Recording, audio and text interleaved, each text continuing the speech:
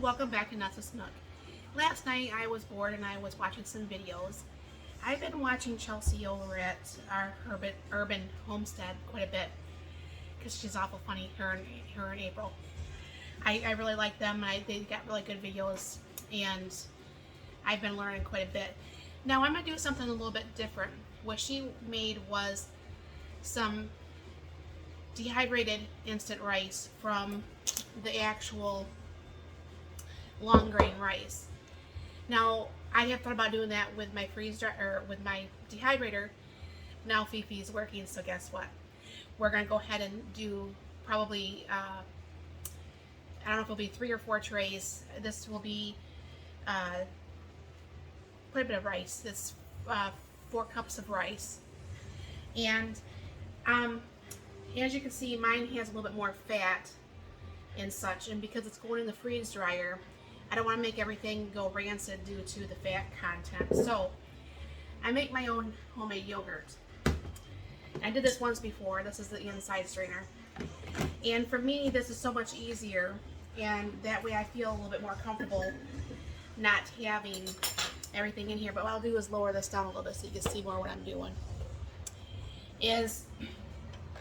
I am going to go ahead and open up both of these. Now I canned these last year, and as you can see like the fat content.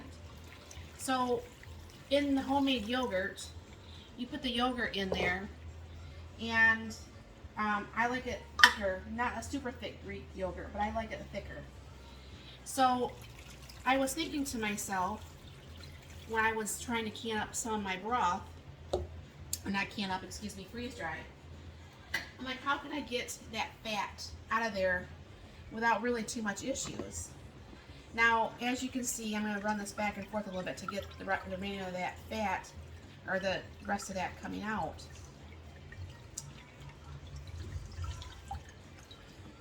Because I don't know for sure if you can see that, but there is quite a bit of fat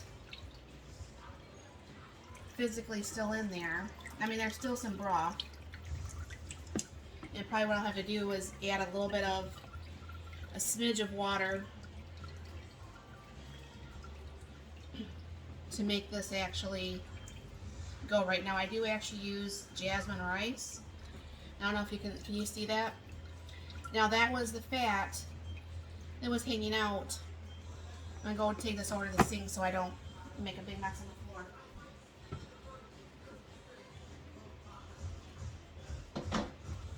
And now, what I have is just my chicken broth that I canned. So I'm going to go ahead and put that in my 6 quart. And I'm going to go ahead and just get a little bit of water in this while I'm doing the rice, because I know I need just a little bit more. So she said use 4 cups of rice, and of course I don't know where my 1 cup measure is.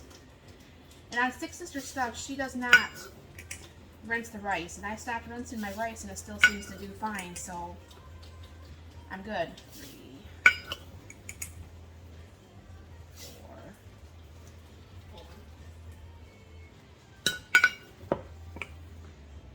5,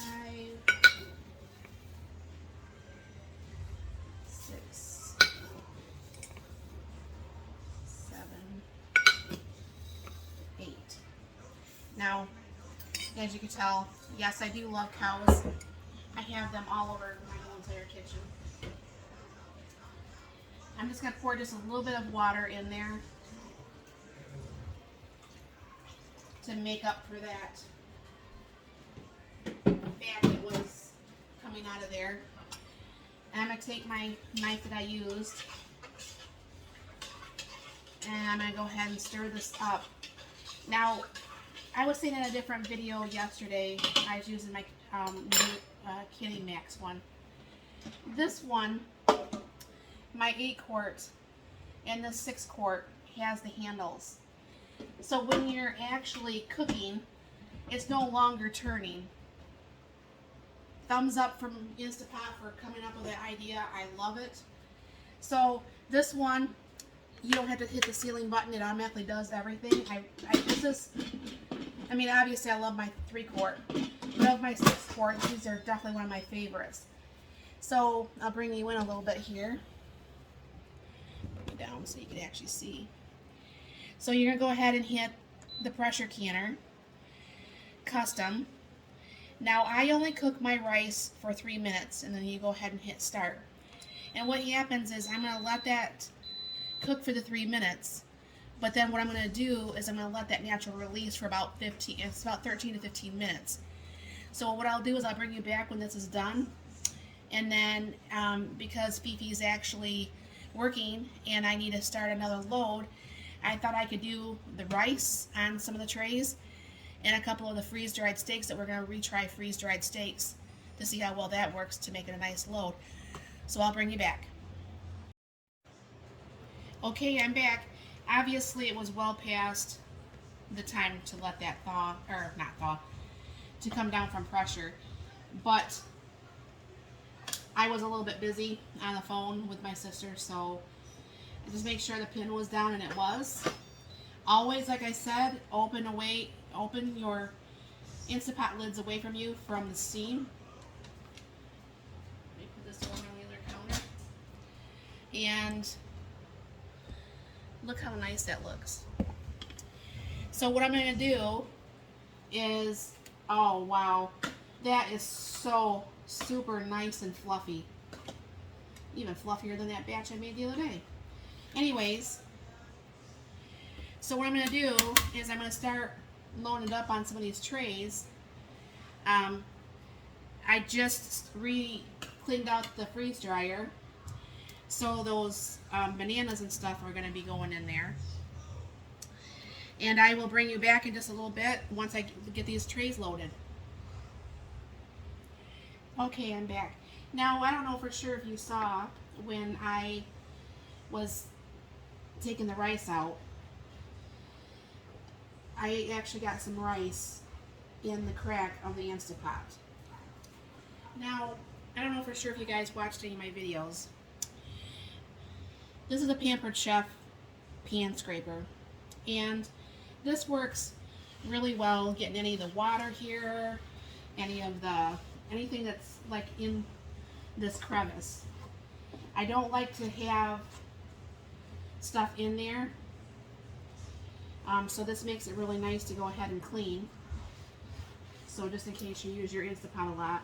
Now obviously I can never get the inside of that clean, but that's a whole other story. So anyways, I'll bring you over. This made, let me see, 3 really super nice full pans of rice. And what I'll do is I will go ahead and I'll post that video now for the rice, and then I will connect that same video to once it's out of the freeze dryer and how it looks, so then you'll see the full video. But I wanted to get this one out there.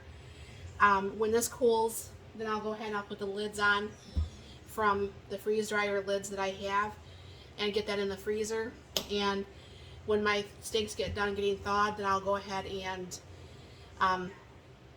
get those in the freezer. So when Fifi gets done with her stuff, then I should have a really good, nice load going in. So next time we want to try the freeze-dried steaks, because our first one didn't turn out too well. I think we either had the temperature too high or we cooked it too long, one of the two. Otherwise, my husband said it had a really good taste. Kind of like tasted like jerky when it was tougher than we're used to, but nonetheless. So the rice works very, very well. I don't know for sure if I've ever even gotten the Jasmin rice to be as fluffy as it was with the chicken broth. So thumbs up, Chelsea, for sharing that. Like I said, I've wanted to do that for years with my Excalibur, but I never got around to do it. But if you have a dehydrator or you have the ability, I would highly recommend going ahead and try this because it is really super nice. Thanks for stopping by. Please like and share if you like this, and subscribe if you could. Thank you and have a blessed day.